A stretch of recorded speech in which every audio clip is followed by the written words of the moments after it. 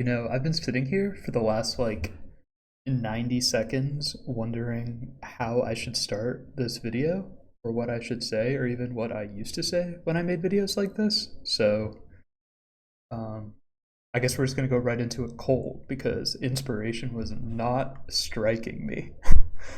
So, hello. Yes, I'm alive. I'm getting a video out in 2024, something that I really did not think that I was going to do. Jeez, it's weird. I'm sitting here. There's always something a little bit vulnerable. Maybe that's an odd choice of words, but I'll go with vulnerable about sitting in a room by yourself, talking into a microphone, unscripted. I know I used to really enjoy making videos like this, and honestly, I expect that I'm going to enjoy making this one well, but it's been, I think, probably over 2 years at this point that I recorded one of these by myself. I think the last video I posted, even in a podcast, audio only style, whatever you want to call that, was Zafcast 2, which I did with my friends. And even that was, I think, 18 months ago or even a little bit more. So, very out of shape. Honestly, a little bit nervous that I'm even going to be able to sit here and have things to say. But, we're going to power through. So, we'll get into what I'm doing and what account I'm on as things go, but I guess we're just going to start out. Actually, I'm playing the game, believe it or not. I'm playing on an Ironman named Tiger Suit. Banger RSN, banger song. So we're going to do a quick tree run. You're actually going to have to forgive me. I just finished 99 construction last night, and so I've never done a tree run yet with the construction cape. So I still had my whole tab set up without the cape, so I needed to withdraw the teleports. I'm not going to use them just to remind me where I where I need to go, because I never can remember the tree run checklist offhand. Also, please forgive any the clicking background noise or the keyboard clicks. I watched a 5-minute OBS tutorial on YouTube of how to set up the different noise filters and things that you need to remove that kind of background noise, and I set it up like they showed it, and it didn't quite work. I could still hear stuff in my test clips, so we're just gonna power through.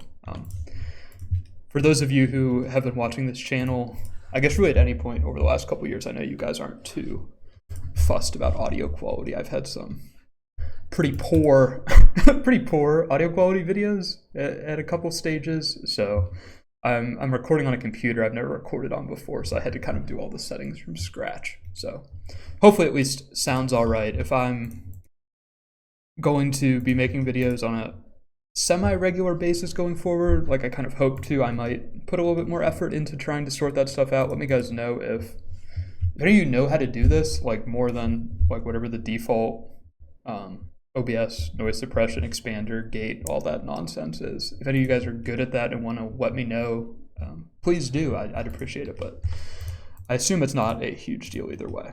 So for those of you who, I guess, only know who I am or know of me through YouTube, you might have no clue what I have been up to.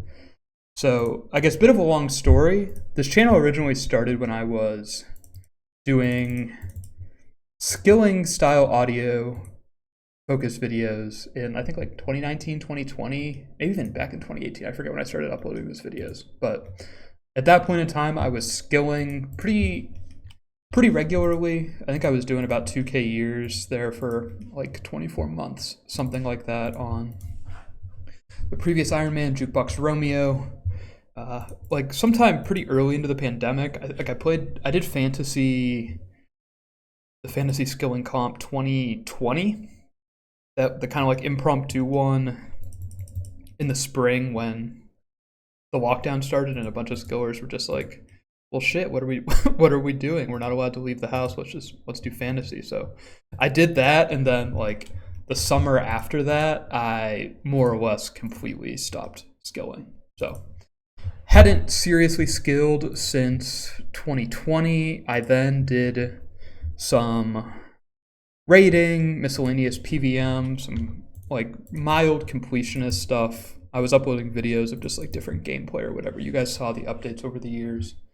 So I was doing that for, I stopped going like mid 2020. I played the Ironman semi regularly, probably through like the end of 2022, which was, it's always so weird. Why does it show a banana tree? I don't know if I've even ever grown a banana tree. I don't know how that indexing works for the previous, right? That's unrelated. So I stopped playing the Ironman really kind of whatsoever in like mid 2020. Really, whenever I first started uploading duo Tob videos to this channel. At the time, I had been playing on my alt for Tob, so I think that was sometime in 2022. That was really the point where I was no longer playing the Ironman in any substantial manner. So I ended up de-ironing the account. Actually, a bit of a long story, kind of interesting. So my Ironman was what they call limited as far as the Ironman lock status. Sorry, I'm probably messing up the terminology. It's been a long time. But so effectively at one point in time, there were only two options. You were either permanent or not permanent for Ironman. And then I forget what the circumstances giving rise to it were, but at some point, they basically introduced an even more severe permanent status that you had to re-opt into, if memory serves. And I did not do that. So I didn't re-opt in. So I was kind of left at that interim tier, which was called limited. For a long time, Jagex was letting you... Well, I mean, like, technically, I don't know if they were allowing it, but for a good number of years, for people who had that limited status, they would let you basically submit a ticket. I don't know what the process exactly looked like, but you could de-iron an account even if you were permanent through some process. And then sometime after Group Ironman release, they basically stopped supporting that via tickets. I'm sorry, Group Ironman. I hate shitting on you guys, even though it is really fun. My theory is that they stopped supporting ticket de-irons because too many people made Group Ironman accounts, didn't like playing Ironman, even though they had probably opted into permanent and were asking Jagex to let them out. Or be a little bit more sympathetic to them. Maybe it was like 5 people play Ironman for the first time together. It's like a friend group, and then 3 of them quit, and the other 2 don't feel like recruiting new members. So they decide, okay, I'll just play the game as a main or whatever, and they ask Jagex to remove their permanent status. I'm speculating a lot here. Please forgive me. So at some point, though, prior to 2022, or at least early 2023, when I was really looking to de-iron, they were no longer supporting that, and I could not do it automatically on my own. And then I don't know who found this out, but I'm immensely thankful. Basically, there was a workaround for it. You could, through the Group Ironman system, sorry, a bit of information I left out. Being a limited Ironman meant you couldn't de-iron, but you could downgrade to Group Ironman status. That's probably why they introduced that third tier, now that I think about it. It was probably when Group Ironman released, previous permanent Ironman became what they called limited, which meant you still can't de-iron to a regular account, but you could downgrade to a Group Ironman.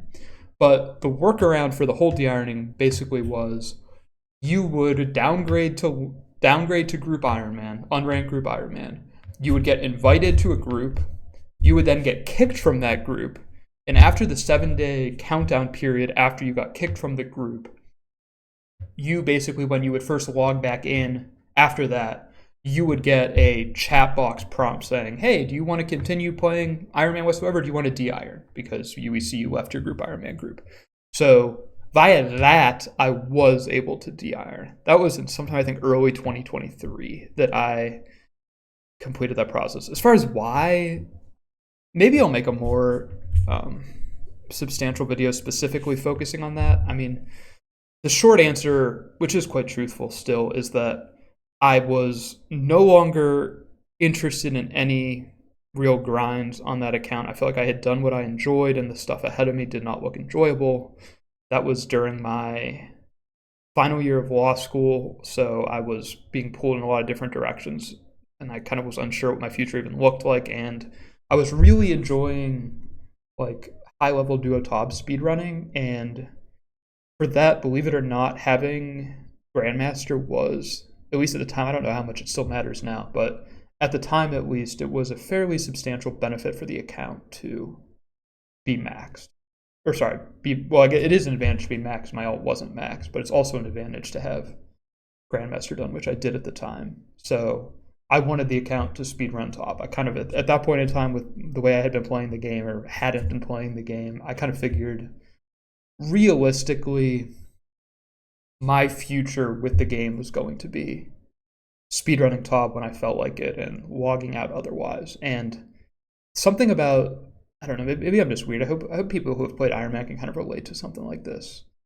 For me, having the Ironman sitting there with goals that, even if I wasn't actively engaged in seeking them, like I still would want to complete in theory. Like I didn't have a scythe and I wanted a scythe. So having something like that kind of sitting in the background, I very much felt like it was going to be a distraction, or it was going to be something where I was going to say like, fuck, I should log in and do whatever on that account. And I kind of just didn't want that. It was at a point where I was starting to get ready for the bar. I had some other licensing tests I needed to do. I was applying because I was applying to work, like just lots of different stuff. I kind of didn't want the distraction, and I figured for a long time I wasn't going to get a chance to really play the game again, which really was true. I don't regret it whatsoever, de-ironing that account. I did duo-top speedrunning on it in one capacity or another for about 18 months after I de-ironed. So I de-ironed in early 2023, and basically through this summer, I was logging in to do TOB, duos only more or less. Those of you who I guess have been keeping up with this channel, you probably saw I made actually some pretty rapid progress as far as the quality of the duo TOB gameplay, which I really was quite happy with. I imagine I'll probably talk more about duo TOB later in this video. Go figure, Juke talking about duo TOB. But so that's what I was doing on Juke, the account that became Juke. I don't even know if I ever made a video. I actually did get the RSN Juke, Juke, which was, I got it a bit of a steal. Was really happy with that.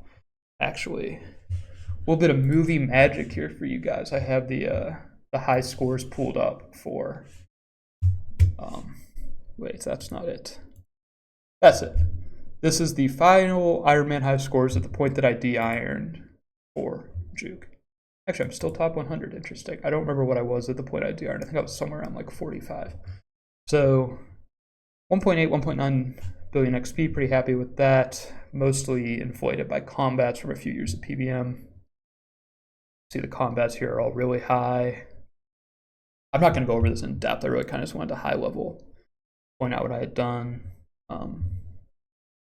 I would have liked to have finished 200 mil strength. I was getting there pretty decent pace through TOB until I quit. So, yeah, those were the stats. A fair bit of skilling in there. Even at the point I was no longer skilling, a couple of these still made some fairly decent progress just from passive. Like Slayer in particular, I got up to 70. So, I don't really plan to go over much of anything here. Is there anything worth pointing out?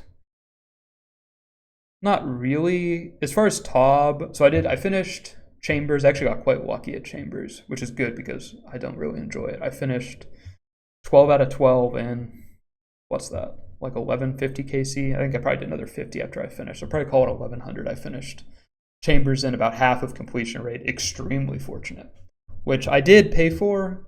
I imagine some of you are aware. I ended up doing about 2200 TOB between regular and hard mode and did not get a scythe. I think I finished around 3 times rate in purples. I think I was somewhere around like 55 purples, something like that. So I love TOB. So really, I wasn't annoyed that I didn't have a scythe. Not really, because I was still having a lot of fun. I was playing with my friends. Really, the reason I stopped the scythe grind, other than just not having much time to play anymore, was my friends kind of had an epidemic of de-ironing that I was very much, I guess, a part of, but I kind of came in at the tail end. So a lot of my friends next released in what, I forget when next released. Whenever next released, within about 6 months after that, I'd honestly say about half of my close circle of friends who I played Ironman with, who I would raid with and stuff, either de-ironed or more or less just stopped playing. They really did not enjoy next at the time, which really I think is a shame. I came to quite enjoy duo necks, but I think a large part of what made that enjoyable was one, I got ZCB relatively early on the account, which made duos extremely, I shouldn't say extremely, much more viable, especially before TOA, before Fang. ZCB duos were considerably easier than Tebow or Rapier duos. So I really enjoyed duos. A lot of my friends didn't, but I did have people to grind with. I actually did end up finishing everything but VAMs, weirdly enough, including Pet. So everything except the most common item at Nex. The actual KC doesn't really matter. It kind of means nothing at Nex. The actual shard count was I think around 5,500, something like that, which I think is around completion rate. So slightly unfortunate, but I did do a fair bit of Nex and I enjoyed it. But yeah, a bunch of my friends de-ironed, and then I kind of lost my top team, and one way or another, that was kind of the final straw of my PVM arc on the Ironman. So yeah, I de-ironed this account early 2023, and then I ended up making this account. Let me switch this back over. I ended up making this account around late 2023. At whatever point I started full-time work after the bar, and I'm working from home 3 days a week. So, and I have a terrible attention span, which is a bad combination. So this is going to sound weird, but I'm actually more productive at work from home when I'm AFKing RS on the side, because whatever I'm AFKing kind of sates my, I don't know what you would call it, ability to get distracted. Like if I'm doing work and AFKing woodcutting, I'll be fine just doing those two things. And the woodcutting takes very little effort. But if I'm just doing work, then I don't even want to say how many minutes. Often I get distracted very quickly. So, but which probably makes it sound like I'm a terrible employee. I'm doing just fine, don't worry. But yeah, so I kind of just thought like, well, shit, I had always said that back when I was playing my old account in like 2019, I had always said that if I got a job that I was working from home, I would seriously finish 200 mil all. And I meant it at the time, but that's very much not the goal on this account. But I did want something kind of just to do on the side. I thought I would enjoy it, and I have been. So this is the account. It's about a year old. I've played a fair bit in a year, almost entirely. Basically anything that could be AFK'd, I did, which is why agility is so much lower than everything else comparatively. So the goal is actually not to max this account, kind of for two reasons. The first is that I hate the max cape. I hate the way it looks. I hate what I think it has done to skilling, the way it has made maxing as not something you do if you just enjoy skilling or are a hardcore completionist, but something you do because it offers you in-game utility. So call it a minor protest not to max. And then secondly, I have no medium-term goal to skill aggressively on this account, but I still do enjoy skilling. I think it still is my favorite way to play the game in general. So I want to max this account, if ever, at the point that it surpasses my previous Ironman. So when it hits 1.9 Bill XP, which, stay tuned, honestly might happen. Wouldn't shock me, because I can say this, I think, very truthfully. I just like this game a lot. I think even though my goals have kind of always been in flux, what I would tell you that I enjoy about the game has very much been in flux. But I really do just keep coming back to playing the game as I enjoy it. I don't really play nearly the way I used to. I struggle to play the game for even 2 hours at a time. Like, we'll see how long this video ends up being. Oh my gosh, it's already been 20 minutes. It was like 10. So I struggle to play the game for long stretches of time. So like long-term, large XP grinds are maybe they'll happen through semi-AFK stuff. Maybe I'll end up enjoying some particular methods and go hard. So I think the skill that I will not hit 99 with is smithing. I think it's just a very, very easy skill to neglect, quote unquote, because it's largely self-contained. Basically, you put GP in, you get smithing XP out as kind of its own thing. The only way it really touches the rest of the game is, I guess, one, if you wanted to AFK crafting by making jewelry, you need a lot of gold bars, or probably the more common one is smithing rune for GP. So if there's ever a point where I'm down horrendous for GP, I'm leaving myself plenty of buffer, an enormous amount of buffer, honestly. I'll probably get to 90 for base 90s, but I'll have plenty of XP to make rune legs or whatever is efficient to make. I don't remember. So everything else I'll certainly hit 99 with. What's even left? I guess I should do something since I'm playing. I'm trying to avoid the obnoxious mouse clicking, which I've become very sensitive to in videos as of late. So I think we're just going to do Irby, and I'll do keyboard clicking to try to minimize the background audio. I just wanted something low effort anyway. So yeah, we'll finish. Hunter is quite close, only 500k off. Prayer is mostly banked from Hydra. I think I might have like 1 mil XP left to go. 1 level on thieving. I have well over 99 banked on herb lore. I just haven't felt like making pots yet. Agi I'll do at some point, and then smithing, or sorry, fishing and fletching, I'll finish those probably within a couple months. I guess we'll quickly go over the bank before we head to Irby.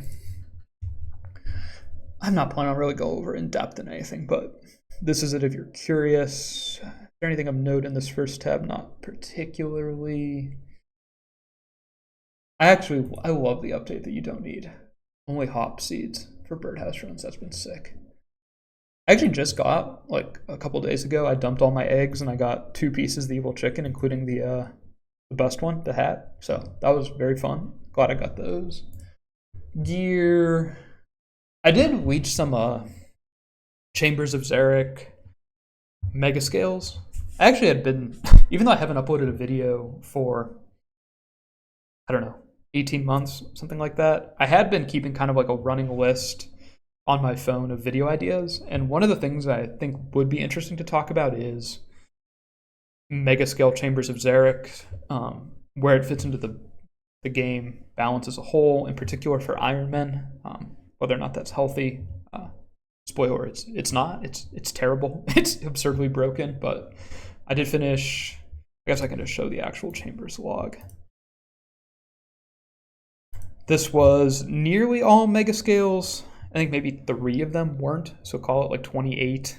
So that's what I got. Full Ancestral is cool. I really wanted one of the 2 bows for Hydra because I didn't feel like doing Gauntlet, and I wanted to not do Melee Hydra and not do Blowpipe Hydra, but no luck there. But I did end up finishing Kodai, which is fantastic for Slayer. Claws, which are cool, even though Burning Claws are out now, and so the benefit of Claws from Chambers is certainly much less than it used to be, but still a cool item to have, especially for top and Full Ancestral. So the bank is what we got.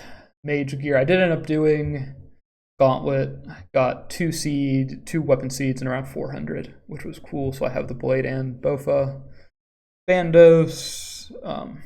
Only 2 Infernal Capes. I ended up doing Gauntlet when I was already like 97 Slayer or something. So I only ended up getting to do 1 suck task on the way to 99. So I'm hoping to get, actually, if I keep playing this account, which I hope to on and off at least, I want to get 100 Infernal Capes for fun. I do really like Inferno, especially I love the the prayer regeneration potions. I've always been a prayer flicking hater. I refused to learn to 1-tick flick. I hate even lazy flicking, so doing Inferno without needing to prayer flick whatsoever. Even though I guess I know the people who are good at Inferno. I hear you guys. I know prayer flicking was never necessary for you guys.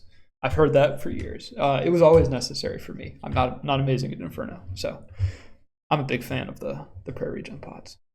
So not a whole lot of note. If you guys are curious, you can just look at this yourself. I'm not going to run through all of it. I did get the mutagen, which was cool. I got the worst one, unfortunately. I did Sire. I got the bludgeon. I really have no specific plans to use it anywhere. It is a little better than Hosta for Crush, so like it will find use, I'm sure, but most of that is like Sire. I think it's by far the best Slayer boss. I think it's such a good design. Honestly, one of my favorite bosses of all time. So I got that. I got the Scorching Bow and Ember Light. TDs were pretty cool. The weapons are stupid. Scorching Bow Zammy is really stupid. Shout out Greg, Deo, Ironman completionist. He actually was just posting some Ironman Zammy methods. I guess really just one method where you increase the rate at which you can room reset by stacking NPCs outside of the room with an alt and venoming them. So you're basically ticking down or ticking up your KC while you're in the boss fight itself. So he was getting, I think, like over 35 kills an hour, which is cool. I'll include a link to his video in the description of this. Is there anything else of note in this tab? No, I don't think so. I'll just click through these. There's really nothing of note. I did do a little bit of the what do you call it? The gem shop on Varlamore release where you could transfer gems. I only got to abuse it for like 2 days, but that was cool. I got a fair bit of my crafting that way. So not really much of note in this bank. I really haven't done any significant PVM grinds of any kind. So yeah. Oh, did I used to be better at this? Comment down below if I used to be less scatterbrained. I'm feeling much more scatterbrained than I normally was when I make videos like this. So I shouldn't say instead of RS, but really instead of RS, the last like 6 months now, I have gotten quite seriously into competitive Generation 3 singles Pokemon competitive ADV. I've been playing in what's called Mushi League, for any of you who are aware of what that is. I just wrapped up my first season there. With the regular season, we're in playoffs. I actually went undefeated, went 5-0. So my goal is, after playoffs, which will conclude by the end of January, I'm going to begin uploading pretty regular ADV focused content. So I'm going to make a separate channel for that. I realize there's actually much more of an overlap between Gen 3 competitive scene and RS than I would have expected. It's kind of weird how like internet, what's the right term for this?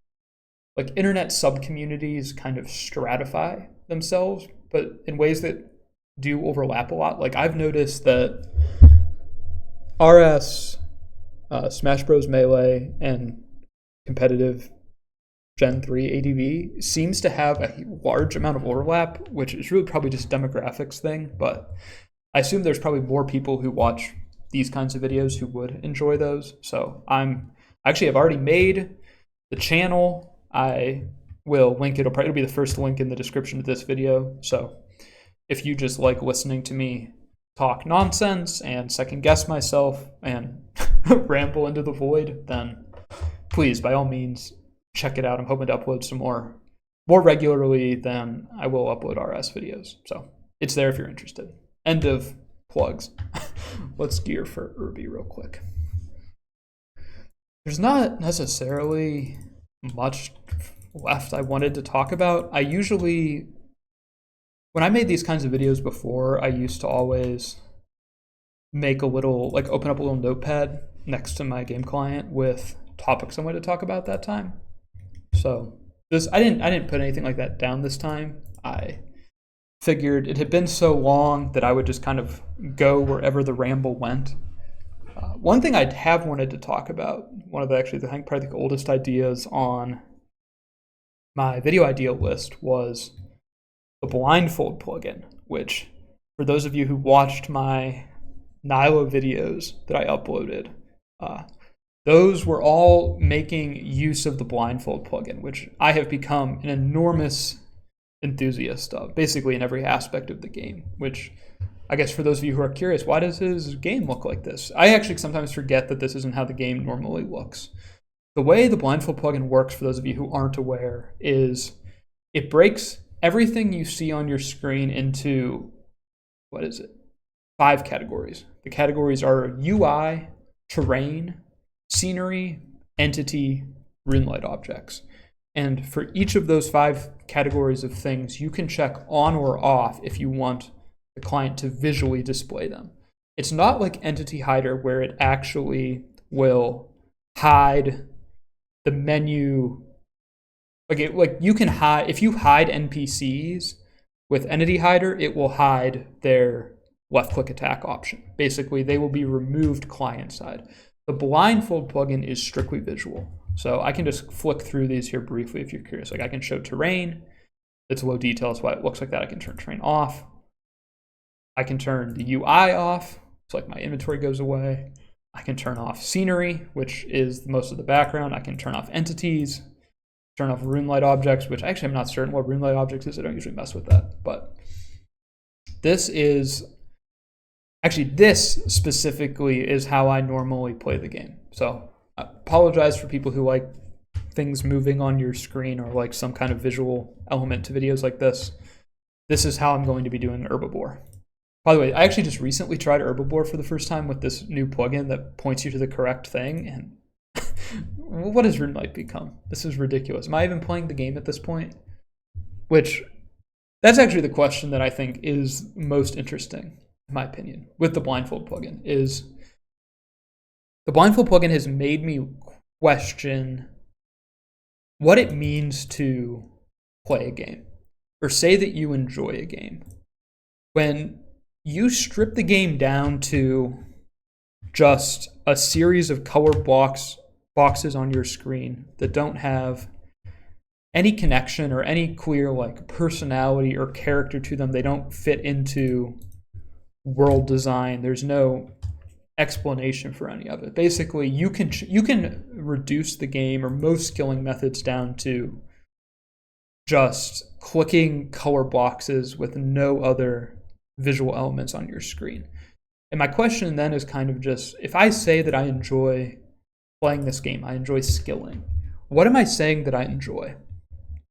I mean, obviously it's all of it, and what it means to enjoy skilling is different for everybody, but when the skilling is no longer me doing a method or me playing the game that everyone else is playing in a more efficient manner, when honestly, I'm struggling to describe this as well as I would like to, but shout out to whoever in like 2016, one of the skillers tweeted, OSRS is a rhythm game. I think about that like once a month, and I've only come to agree with it more. I've made the argument myself, but really, I think the game at its core is clicking things with specific timing. And the blindfold plugin in conjunction with everything else RuneLight allows you to do, it really does just strip the game down to visual cues and click boxes. So when I say that I enjoy this game, what's different about this than, I don't know, what was I playing on my like iPod Touch in 2010? Was like Tap Tap Revolution, that music game? Like, is this just Tap Tap Revolution without the music?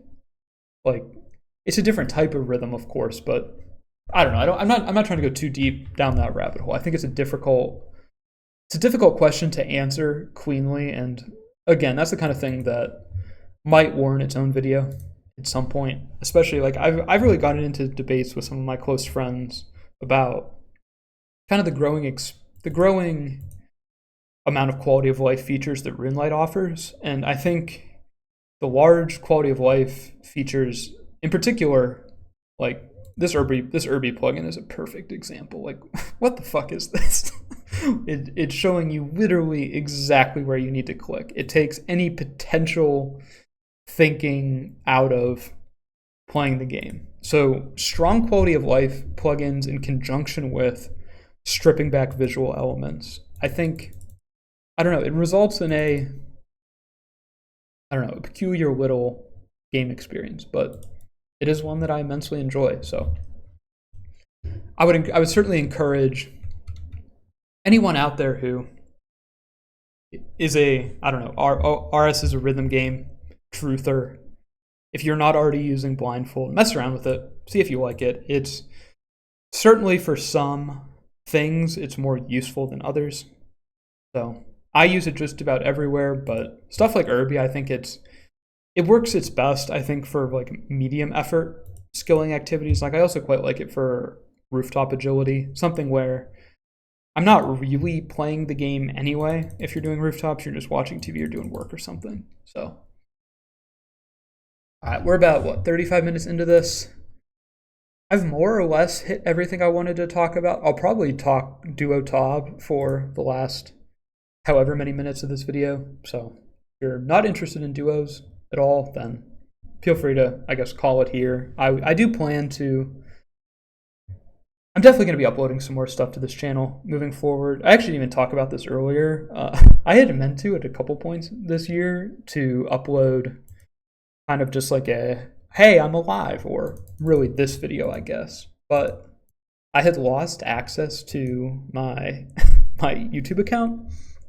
I'm kind of notoriously bad about making accounts with throwaway credentials and not writing them down anywhere. So when I got my new computer, I don't know how it got lost. I think it had basically just been like remembering my credentials on the previous computer for a long time, and then I tried to go back in on the previous computer and it wouldn't let me in anymore. I don't know how the whole Google account stuff works, but I had lost access, and then long story, not even worth getting into, I just got access to it again a couple days ago. So I thought it was a little serendipitous just to say, well, we'll keep the at least one video a year streak going. So thank you, Google Overlords, for letting me recover the account. So, but yeah, Duotob. What was I doing with Duotob? What might I do with Duotob in the future? I started running Duotob in 2022 with Mad as Heck, one of my good friends. Love that guy. He and I we had both done a lot of Tob on our Ironman. He was one of the people I had raided with a lot when I was hunting Scythe on the Ironman. He had finished uniques pretty early, as he tends to do. He's a chronic lucky individual. So he had been raiding on his main with us a lot because he just liked the content. So he and I started sending duos together in like late 2022, and then I started running with Dean 1202. Big shout out Dean. He actually just recently came back to the game about a month ago. He hadn't been playing for like a year, and then just yesterday he got the duo Tob record with, I actually don't know, the guy's RSN was PCCE, I think. Peace. So something. Shout out them. I love Dean. Fantastic player. Probably the best player I've ever raided with. But so Dean and I were running for a while. We were early adopters of the double, I guess even single, but single and double shadow both.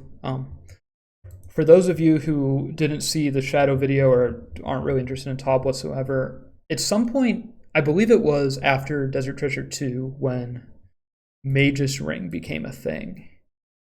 With the new ring and in Max Mage, Shadow became about 5% better than Scythe on Verzik P2.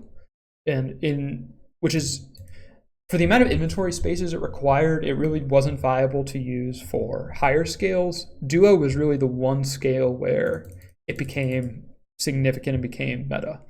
And additionally in Duo, kind of unique, is that because Nilo Boss is so long in a Duo, you're going to see so many phases, it's not really viable to reset for a good boss time in the way you can in higher scales.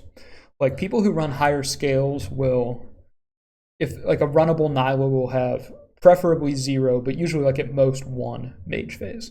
So your mage DPS doesn't really matter. But comparatively in Duo, you're going to see, I should know this number offhand better than I do, but call it 12 to 15 phases. And when you're going to see that many phases, you're not going to be able to reset for like a major melee in range only or primarily boss. So your mage DPS on Nilo Boss does matter a lot, and Shadow was significantly better for that.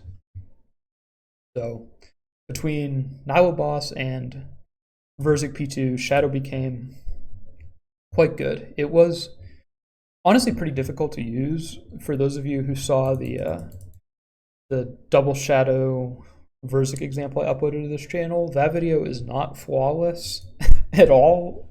During P2, I make a couple of mistakes. I think at one point I do a partial scythe switch hit. I might do a hit without piety or something like that. So it upped the skill level a fair bit. It upped the potential of the scale a fair bit. He and I were early adopters of that. We had already been running pretty seriously at that point. Like we had already had a sub 21. But when the double shadow stuff came out or was discovered, whatever you call it, we ran pretty seriously. I think we got like 8 seconds off rec, something like that, before we burned out. And then at that point, Dean wasn't really interested in playing the game anymore. And honestly, I kind of wasn't either. Neither of us were really feeling just resetting. Made it implode for hours at a time. So he stopped playing, and I moved to just running Nilos. So for those of you who see me type on Discord, I'm sure you have seen me type about Duo Nilo. Really, for about the last year, other than like the side stuff I've done on this account, if I log into the main account Juke, it was to pot Nilo resets, which means run a gear setup specifically to do Nilo waves as quickly as possible and then teleport out at boss spawn. So I was actually a record holder at 2 different points. I had a 309 waves when 309 was rec, and then I had 304 earlier this year, which was rec. Actually, I just got beaten about a month ago by Buddha and Tuki. Probably the best 2 duo Niloers of all time. Those guys are really good. So wasn't surprised that they ended up beating it. I would have liked to have gotten the 302, but I don't know. I wasn't super motivated. But I did have the rec at 2 different points, which I was really happy with, especially the 304. I was really happy with the 304. That was with the Macarenas, the kind of the thing that rekindled a lot of interest in Nilo resets this year was with the release of Varlamore, the Blood Moon set, which it has a weapon, the dual Makuhita. I'm so sorry. I've never said that word out loud before. I have no clue how it's pronounced. But the idea with that weapon is it's 4-tick weapon, a little bit weaker than a whip, but its damage is split into 2 rolls, but the rolls are independent, which, for those of you who know anything about Nilo, the most important thing with Nilo is consistency, because the targets have low HP. The smalls have 9 HP, the bigs have 18. You don't need upside. You need to avoid downside. And the thing that Dual Mac did exceptionally well is, because it has 2 independent rolls, like both rolling 0 through, 22, I think, 23, something like that. And very accurate, of course, because you're hitting low defense targets. That weapon will kill smalls at a significantly higher rate than any other weapon that we've ever used for melee before. Like, I think Swiftblade chance to one-shot a small is somewhere around 75%. Very rough ballpark. I don't know the calc. The dual Mac is probably over 90%. It's probably like 90, 91, 92 if I had to guess. Something in that ballpark. So extremely consistent, and then it is a 4-tick weapon, whereas Swiftblade is 3, which is why a lot of people stuck with Swiftblade. And the real advantage you have in running a Nilo-specific setup is you can run the Blood Moon armor set in addition to Torva. And the Blood Moon armor set, when you're using the dual Mac, has about a 55% chance, something like that, to be a 3-tick action instead of a 4-tick action. So the weapon ends up being something like 3.45 tick on average, which with this set, it just becomes so much better than Swiftblade. So that really upped the ceiling of what you could do with Nilo. In addition to the consistency, always important, is that because the weapon has 2 independent hit splats, if the first hit splat kills, the second hit splat will speed up the death animation by 1 tick. If any of you guys have watched the good Fight Cave speedrunners in the last year, I don't know who uploads videos. I think like Pahiz uploads. Fight Caves VODs. I've seen a couple of different people, but the good people who run Fight Caves similarly use the dual Mac for the 1x1 targets there because it lets you get overkill on 1x1s, which previously was only possible with, at least with melee, unless there's some weird edge case I'm forgetting about that wasn't viable. It was only possible with special attacks. Like Dragon Claws would kill a 1x1 target a tick faster than killing it with a single hit weapon would. So dual Mac basically making melee overkill on 1x1 NPCs viable without use of special attacks was an enormous boon for Nilo. And not only did it make the waves slightly faster, which of course it did, the bigger thing was that it resulted in more consistent runs, and consistency means you have greater breadth of strategy. You can route the waves more specifically when you know that doing an action on this tick is going to give you a kill.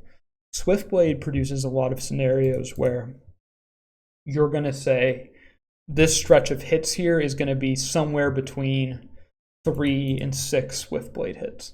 Whereas with dual Mac, you can much more consistently say, okay, I'm going to do 3 melee actions here between these 2 pre-fires, and it's just going to work out.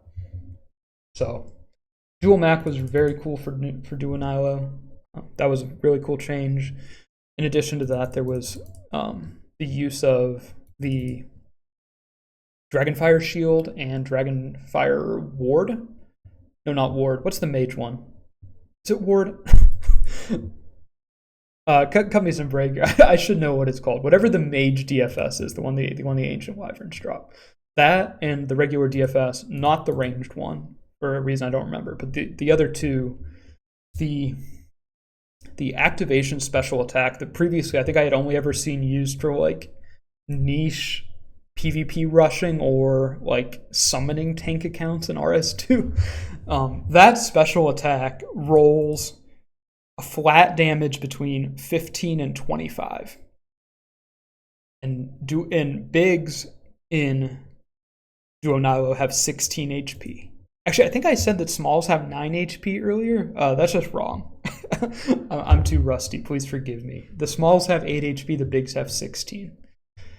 The reason the shield specials are so good is that because they have that flat 15 to 25 range, only the 15 roll doesn't kill the big.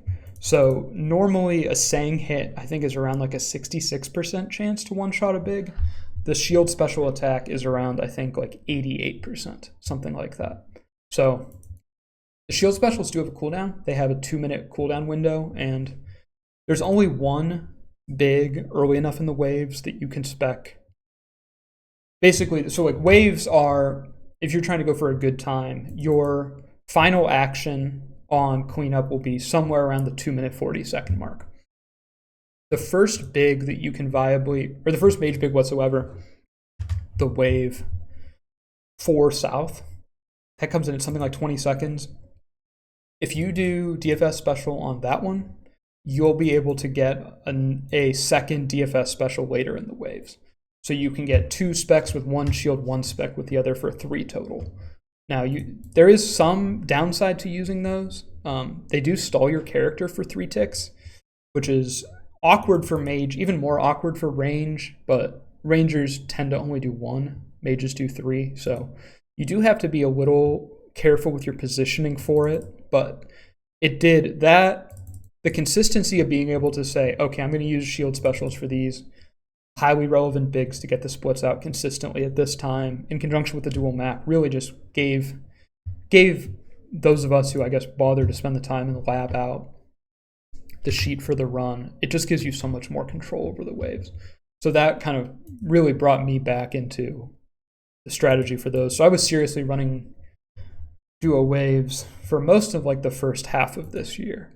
So if there's any interest, really, I only need like 1 comment. If there's like 1 or 2 comments of people in here who would be interested in me doing a video just like reviewing FODs of good runs and talking about strategy in more specific detail, I'd be happy to do that. I do that with people on Discord all the time to like coach anyway. So I might be pushing this beyond what any of the people who just like watching skilling rambles in the background are interested in. So that is, I guess, the duo top spiel. I haven't logged in on Juke for like 2 months now.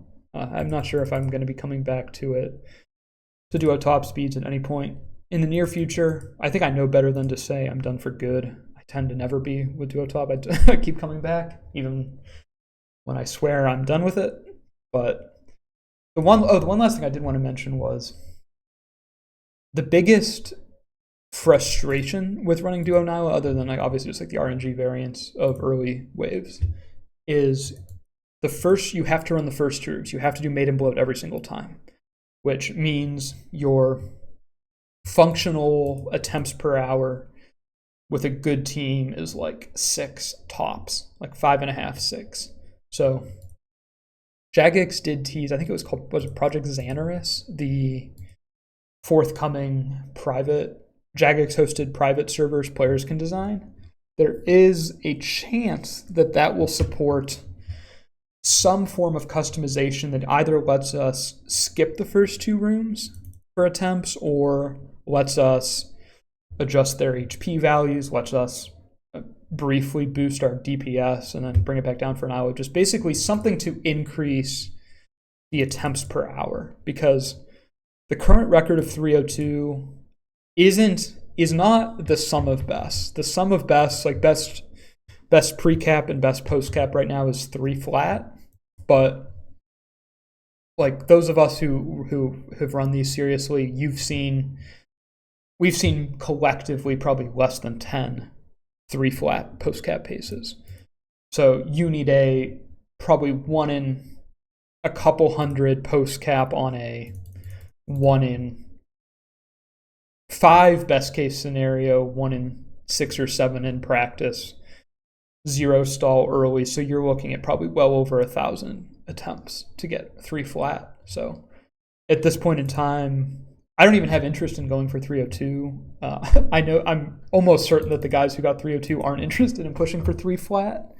So I'm hoping the private servers will maybe just, because really if we could run 15 or 20 attempts per hour, or if getting to Nyla was so fast that you could afford to reset if you stall anywhere pre-cap, then that's probably what it would take to push further than we are right now. So I can feel my voice starting to go a little bit. I'm not used to talking out loud at this length of time by myself. So thanks a lot for listening, guys. I do just love making videos like this. I'm thankful that there are people who have enough of an interest in listening to them and engaging with them. So Happy New Year to all of you. Check out the ADV channel if you just want more content, or if you're curious about Gen 3 competitive Pokemon. I think it's an extremely fun metagame. I think the community is awesome. There's a lot of stuff I want to talk about with that. So check that out. And then I guess stay tuned for this channel. I'm going to, no promises, but I'm going to aim to have a video, maybe call it every other month, at least in 2024. I do like making these. I'm playing the game. I like the game. I like talking about the game. So I will see you guys around.